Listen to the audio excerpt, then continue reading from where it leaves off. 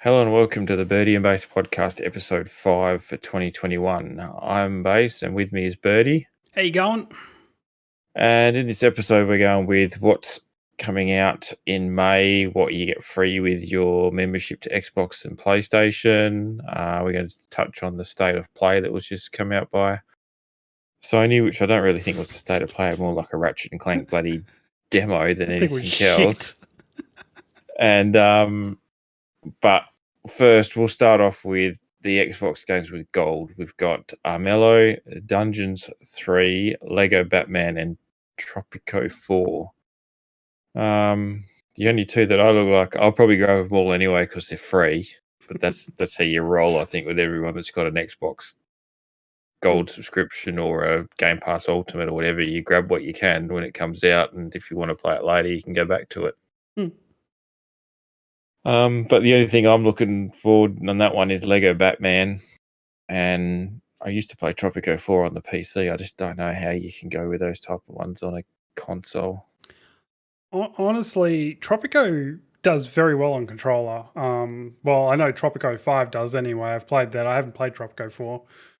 But I'm willing to give it a shot. I do enjoy those kinds of games, so it might be a lot of fun. Lego Batman I'm definitely going to play. Kind of funny though, when I was looking for B-roll for that game, the best quality I could get was 360p because it came out 9 years ago.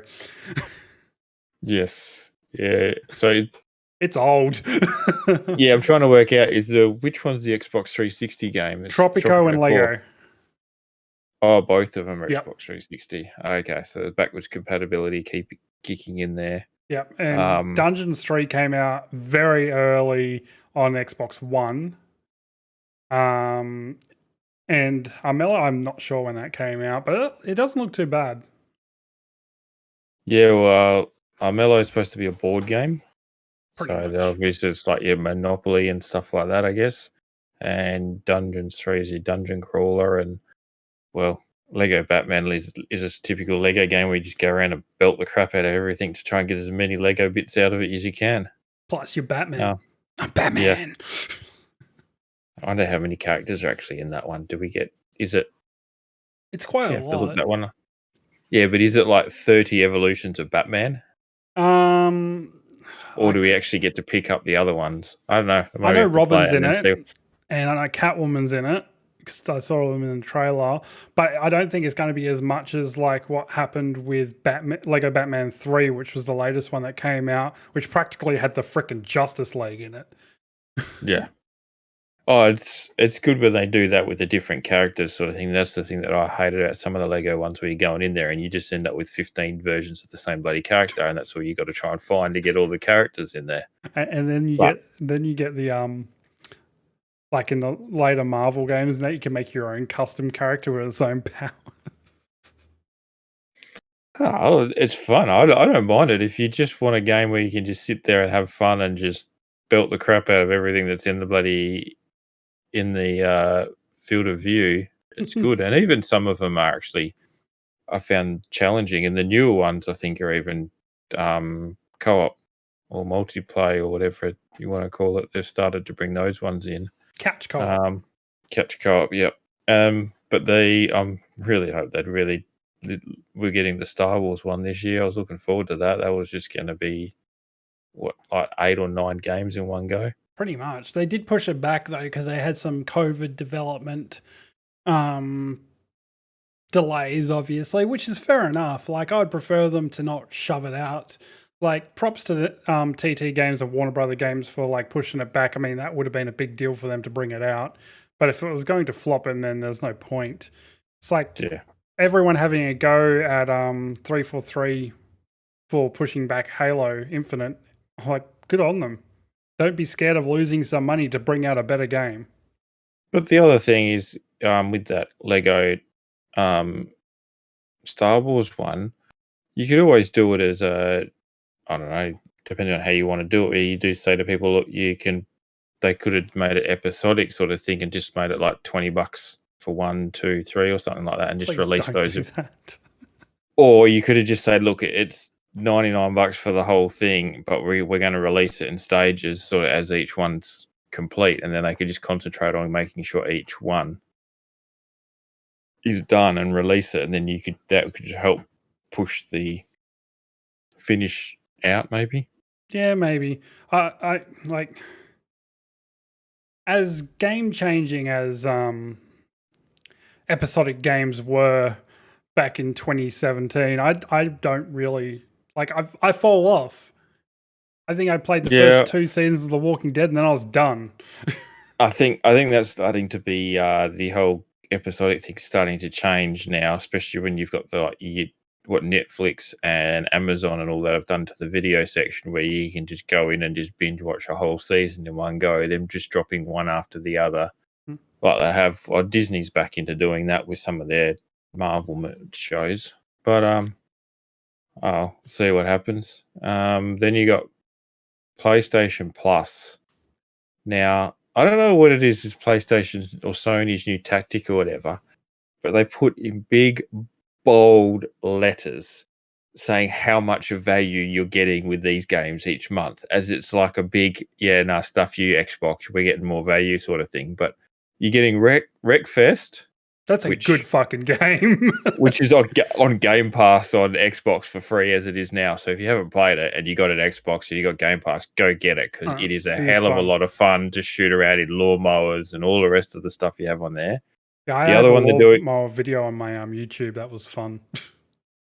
Oh, I've just had fun doing the demo derbies, doing anything and everything. I think there's one thing where you're going around in a little shopping trolley go-kart or something like that. I think that's good. I've seen your video on the couch. Yeah, that's it. The couch racing. Now that was a hell of a lot of fun. The other games they got coming out is Battlefield 5 on the PS4 and Stranded Deep. Now, is anyone actually playing Battlefield 5 anymore? I want to say yes, but no. Like, every now and then you see Dr. Disrespect playing it, but it's always down the bottom, sponsored by EA. Oh, so it's not part of his like triple game challenge thing where he's got to go get a win in this one, win in this one, and win in this one. He's taken it out. He does PUBG and he does Call of Duty. Maybe he can't get enough in Battlefield to actually get a win. Well, he's been doing H1Z1 lately. Okay. Like gone back to the OG. The Wreckfest one I understand, but Battlefield 5, I don't see where you're getting your value in that one. And campaign's still amazing. Yeah, that's true. So you are getting that one out of that. But yeah, I'd still reckon the best one out of those three is the Wreckfest. And that's the only PlayStation 5 one. So at the moment, Sony give you one PlayStation 5 game and 2 PS4 games. I think they threw in a couple of VR ones in the last couple of months, maybe. Yeah, to bulk it up their value range. But see what happens, see how it goes with that one. Sony also on the 30th of April, 29th of April, did their State of Play, where they had Subnautica Beyond Zero footage on that one. Didn't look too bad. I haven't actually played the first one of that. Apparently there is a first one to it. It looks just like an underwater survival game. So yeah, Subnautica is actually really fun. I didn't actually know this was a sequel. I thought this was a DLC. I might be wrong. But yeah, I don't know. It's the way it is, sort of thing. It talks about the whole story to it. So I thought it was a new game the way it read in the State of Play. It might actually be, because I didn't actually look into it a little bit at all. But I know a fair bit about Subnautica. It's one of those sim games for kids where it can teach you a lot of scientific stuff while you're playing to, like, you know, get past problems and issues and fix issues. It's kind of like Minecraft, but it's more in depth. Okay, well, the State of Play one was just talking about how you had to try and survive, and that not all wildlife you come in contact with is going to be fun to deal with. They might hunt you and want to kill you and all the rest of it.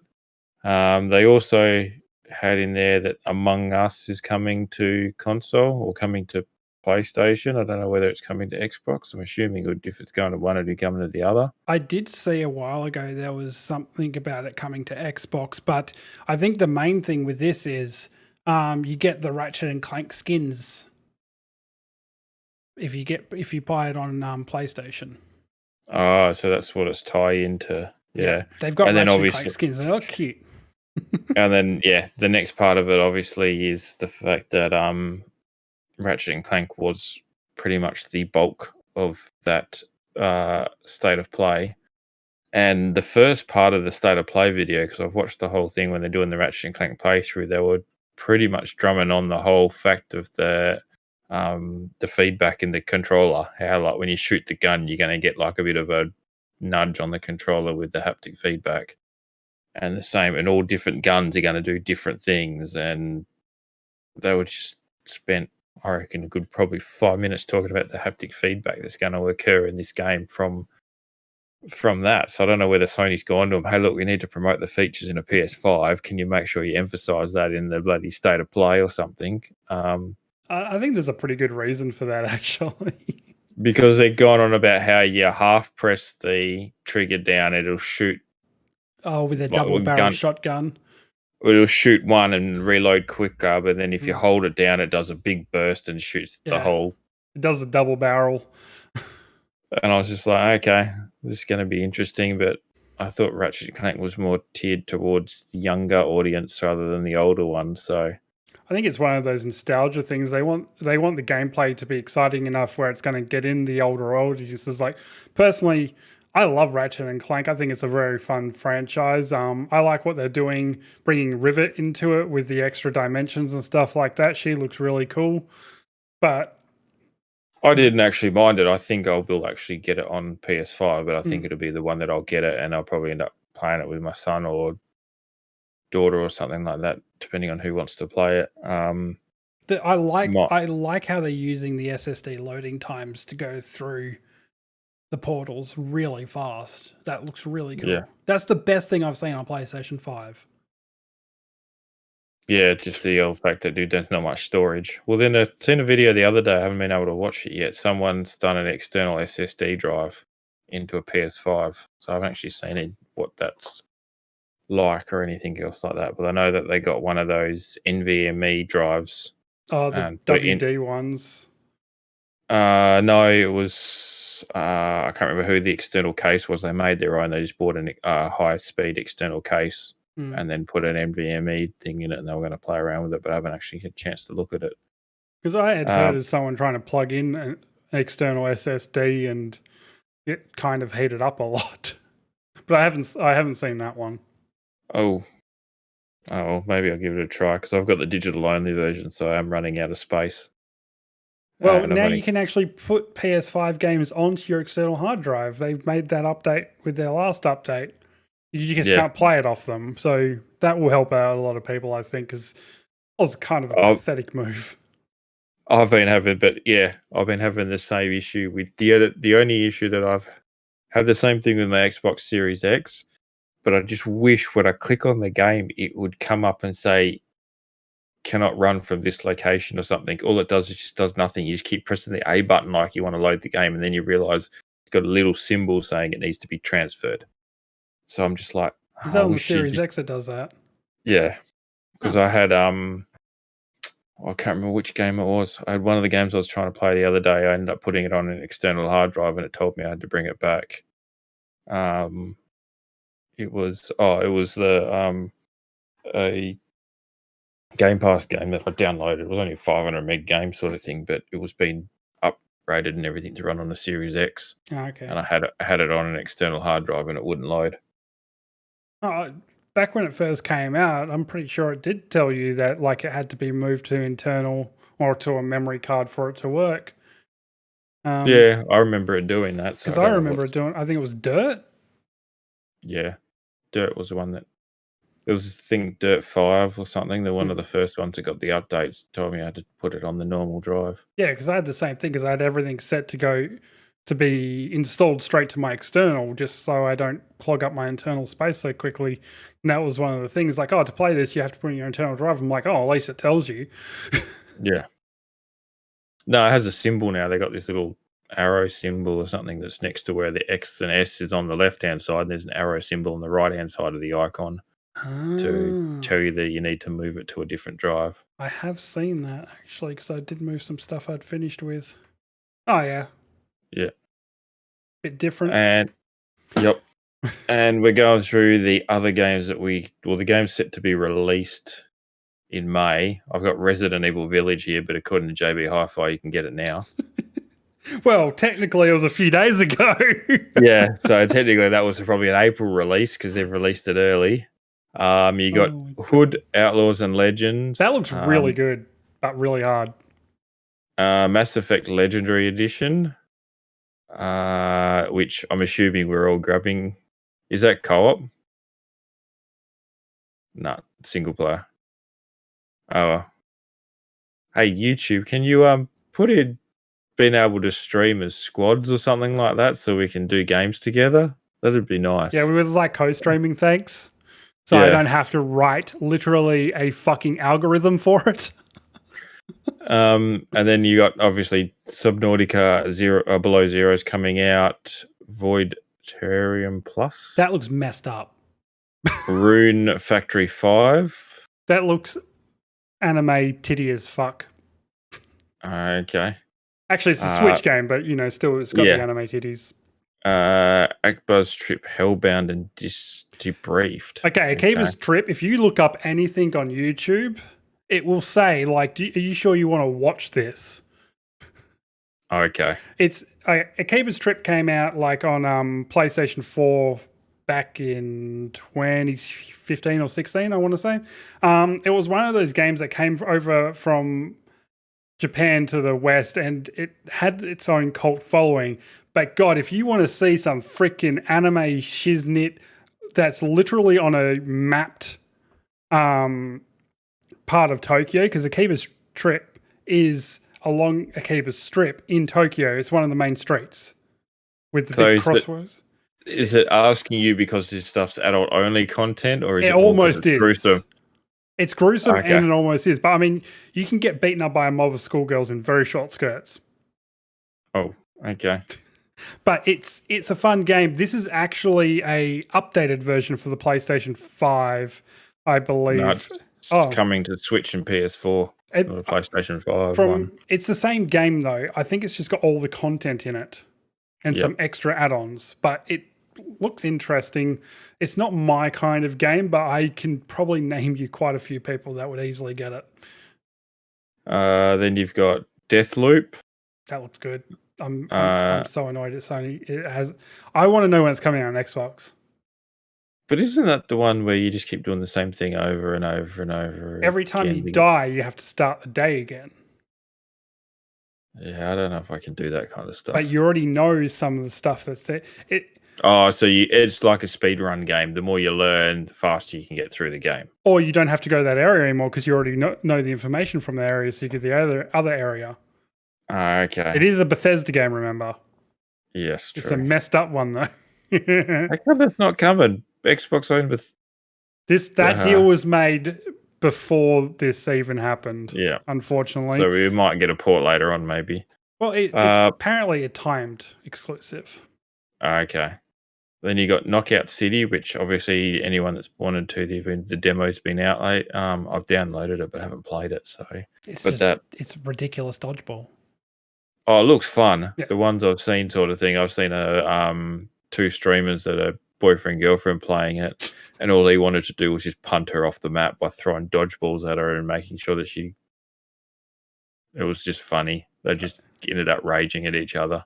So I feel like if I did something like that with Kitten or something, I'd have to lock myself in a room because she'd probably come in and like try to cut my throat, or she'd just win. Yeah, she'd probably win. Actually, she'd probably kick your ass. But anyway, then you got Metopia, which is something to do with the little Mii's things. Yeah. Then you got Rust coming to console. Mm-hmm. Biomutant and World's End Club. So that's pretty much what's coming out in May from what I could dig up. Now, I couldn't find an English trailer for World's End Club at all. So I'm assuming that that's some Japanese it's thing. It's all in Japanese. and it was ridiculous. But Rust coming to console, I think, is a big move. And Biomutant, I've been waiting for that game since 2016. Like, it's been that long. And it looks really ridiculous. Yeah, well, I think Biomutant's one I was looking at, and then Mass Effect Legendary Edition, I think it might be the two that I'd probably end up buying this month. You're not going to get Resident Evil? No. Did 7 scare you enough? I've never had an inkling to play a Resident Evil game ever. I think I had it on the original Sony PlayStation, and so that I think it was number like 2 or 1. And it was something silly like 4 discs long or something like that. Was it the one on the PlayStation or the one in the mansion? I can't remember. It's I think I played the first disc of it and I went, yeah, this is interesting, but no, it's not for me. And I gave it to my cousin to play. And I think he gave back to me as well. And he's like, no, I'm not interested in that one. I was like, fine, okay. Oh, it was Final Fantasy game that I got on the original PlayStation. I think was like 6 discs long or something like that. That's a completely different thing. Yeah, but I'm just trying to remember the one that was multi-discs that I was just looking at it going, wow, this is going to be a huge game. Yeah. And, but yeah, no, Resident Evil, I remember playing, I think it was 1 or 2 or something on the original PlayStation and going, no, not for me. And I think we did the VR demo for 7. Yep. And yeah, nah. The kitchen demo. Everyone remembers the kitchen demo. And I'm just like, yeah, nah. Not overly interested in, especially if I got to play that kind of game at night with headphones on, so I don't have all the music going and everything with family, and just like I'd be scaring myself and probably pulling an all-nighter because I wouldn't want to go to sleep. So the thing is, like, I really, really love Resident Evil, everything between Resident Evil 1 and Resident Evil 4. Like Code Veronica, all that. They were really good. And then 5 and 6 were just practically shooters. Like, they were just zombie shooters. They weren't horror games or anything like that. I kind of stopped off. I'm like, well, they're just doing what everyone else is doing. What's the fucking point? And then when they came out with 7, they went to that massive, like, Silent Hill type horror theme. Like, really messed up shit. Brought it back to what it was. Well, no, it never used to be like that. Like, I know that's where they wanted to go with it back then, but they wanted to have that balance of playability, puzzle solving, and scary stuff. But I just think that's like a scary type of shooter, like an action adventure scary shooter type game. 7 and 8 are full-on fucking horror games. There's a difference in my mind. Yeah, but you also think of the fact of where technology's gone now. When you load up one of the original games and stuff, they've only had certain things that they could work with to create certain things. Like when you get a character that comes around the corner trying to scare you and it looks like something out of Minecraft, it's all block you square and all the rest of it. It's not really going to have the effect that you have now when you've got someone where they can go to the detail. I still got scared of the lickers when they came through the window. But I'd be interested to see with the Resident Evil how my only take on it would be how well it pushes these next gen consoles. How detailed are these? Like, are the stuff that's going to come flying at you? Did you see the breakdown from Capcom of how it's going to run on each console and the selections? No. So on Xbox Series X and PlayStation 5, you can do 4K with ray tracing on at 45 frames per second. That's the preset. So 45 frames per second, like if anyone doesn't know, if you're making a movie or something like that, you'll do it at 25 frames per second because it's more cinematic. Most games run at 30 frames because it's a little bit more fast paced and easier for everything to work. And then you got 60 frames where, you know, people think that shooters should be at that or, you know, 120, 144, whatever you want. So to me, it feels like they're going for a faster pacing of cinematic type looks with this, but they want to have that competitive gameplay aspect with the higher frame rates because 45 is such a weird number. Yeah, that is a really weird number. That's the high fidelity mode or ray tracing mode, whatever the hell they're calling it. Was 45 all they could push the PS5 to before I start to get hot and burn out? I don't even know if it's going to do it. Honestly, I'm waiting for I'm waiting for Digital Foundry to do a thing on it. But that's the only thing. The only thing I could think of is they've pushed one of the consoles with 4K and ray tracing and going, yeah, no, we'll try 60 and then go on to 60, and it's just turned into gobbledygook slow and started to heat up and everything. Going, all right, keep backing it back. Come on, drop five frames a second, and then they've got down to 45 and going, all right, it's running now. We'll cap it at that. Well, at the time I heard it, they hadn't actually released the PC presets yet. So I'm not even sure what like a 3090 could run it at this rate. It's probably up now though. It was a few days ago I heard all this. Apparently you can also switch it to like a higher frame rate mode, which practically you just turn off your ray tracing and it will run at 4K 60.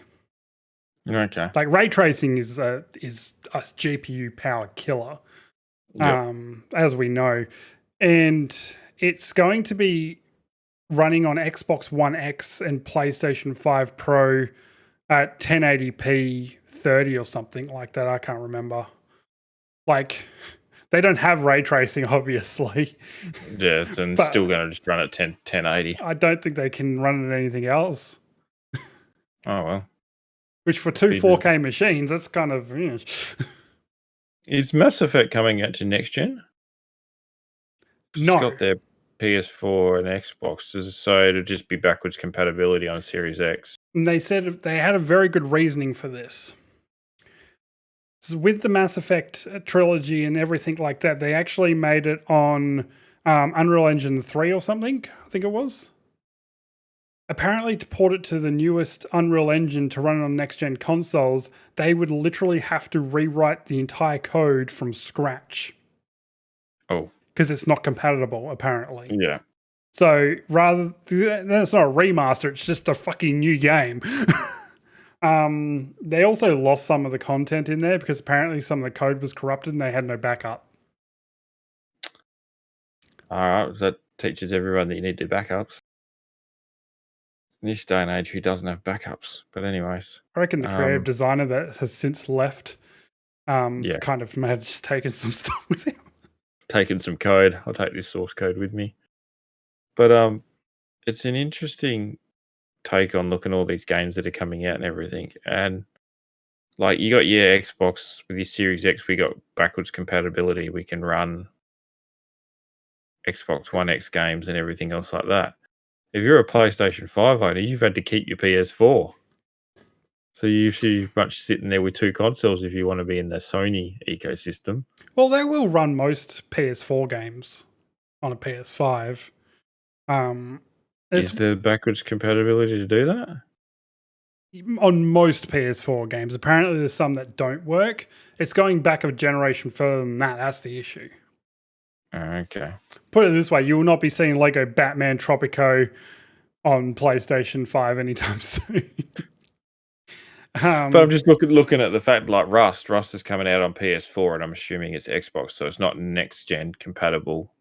Same with Biomutant. They will work. And all that sort of thing. So I'm just trying to work out if you own a PS, because they're always labeling like PS5, PS4, they're just doing it differently sort of thing. While with Xbox, most people are just labeling it Xbox. They know that it doesn't matter what Xbox you're sticking in, the game's going to work. So it's always just got me wondering, like, if people that are... Normally when I look at these kinds of things, unless something's marked as PS5 or Xbox Series S and X, it means like this is a last generation coded game that will work on your newer consoles, but it's not specifically designed for them. So when I say Xbox X and S or PlayStation 5, I know that's been specifically designed for the new consoles, and that version of the game won't run on the old version of the consoles, but they might still have that old version of the game for those consoles. Yeah. It's like Knockout City's the one there that's on PS4, Xbox. It's on Switch as well. So I'm intrigued to see if that's got crossplay in it, actually, because it's on every console. The only thing that we haven't really seen yet is a true next-gen game, really. Like, Yeah, I'd like to see Xbox put their foot in it there, but I'd like to see them just turn around and do Halo Infinite as purely next gen for the delay that they've put into they it. fucking should. That's what Cyberpunk should have done. They should have just gone, all right, we're going next gen only sort of thing, and then just turn it up the graphics and turn up all the stuff that you can. Maybe they'll do that. Maybe the one that we get on the X and S that'll come on Game Pass will be able. The X and S one will be a higher version of the game. Honestly, like the first game that I think we're going to get that's going to be truly next gen, almost like makes your Series X scream type thing, will be the new Forza Motorsport. Yeah. It's a racing game. You know what they're Yeah. like. They'll probably build it in like 16K. I'm intrigued to see what actually comes out, whether we actually do get a pure next gen game between now and the end of the year. Because I just think the industry's now feeling the effects of COVID. Is Deathloop coming out on PS4? It's not, is it? Nope. So that's just PC and PS5. PS5. So technically that's a purely next gen version of a game. Yeah, and then there you got that Void Terrarium Plus, that's purely PS5. Oh man, that's not going to push anything, man. But I'm intrigued to see that if we got a good sort of mix of games coming out over all the different consoles, which is nice to see. So you got your Switch games, you get your Xbox and everything like that. Pretty much what we've got here, if you look at the May game releases, you got Resident Evil, which is just tall vampire lady fetish. You've got Hood, which is slitting people's throats I reckon it almost looks like a Dark Souls-like game, but you're Robin Hood. You got Mass Effect, which is just alien porn fetish. You got Subnautica, which is big scary frozen things. You got Void Terrarium, which is just someone on cocaine making a game. You got Room Factory, which is anime porn. Angelique Luminary. Yeah. That's two different things that are both fucking movies put into a game and has nothing to do with the game. It's the two words are two separate fucking TV shows and movies. You put them together, it's this game. That's something. And then next one you got, by the sounds of it, it's just anime. Yeah, that's more anime porn. Yeah. Then you got Deathloop. Is death porn. Knockout City is BDSM with big rubber balls. Metopia is Little Space. Pretty much. Well, Metopia is pretty much just bringing what he had on the Wii. Wait, yes, the same game almost. Rust is just survival. Biomutant is someone is literally smoking too much crack and doing weird things to animals. And World's End Club is fucking weird. It's just one of those Japanese games that you just don't know what the hell you're getting. So pretty much all we're getting is people on drugs and a ton of porn and killing. That's May. When you have a look at most of that, it's like survival or killing. Is pretty much what it is. It and everything, and then throw in amongst that a bit of anime. You've never played Mass Effect, have you? Or not in depth, have you? Not in depth, no. I've played that on the... Which one did I get? Probably 3. That was the one that most people got. Yeah, and then I played... I think the one that I played a lot of is Andromeda. Which is sad because that's not worst one a lot. Worst one of the lot sort of thing. But I'm getting the Legendary Edition and I plan on playing it. See, I want to do something that I've never done, but a lot of people think it's an amazing experience to do. I'm going to do a whole Renegade run through all 3 of them. Renegade run. So a Renegade run, because it's got a system in there if you're a good person, a normal person, or a renegade, which is just fucking pure evil. Oh, okay. So, I want to do a full Renegade run because the whole thing that made Mass Effect really special as a trilogy was whatever you did in the first one, whoever died, everything like that, it carried to the second one. Like your game save carried over. Oh, okay, so what you do in each game affects your Matters. series. Yeah, exactly. And I was always like the helpful person and stuff like that and save everyone. I'm literally going to murder every fucking person I see. I want to see what that's like in some of because there's other games that are like that. Fable.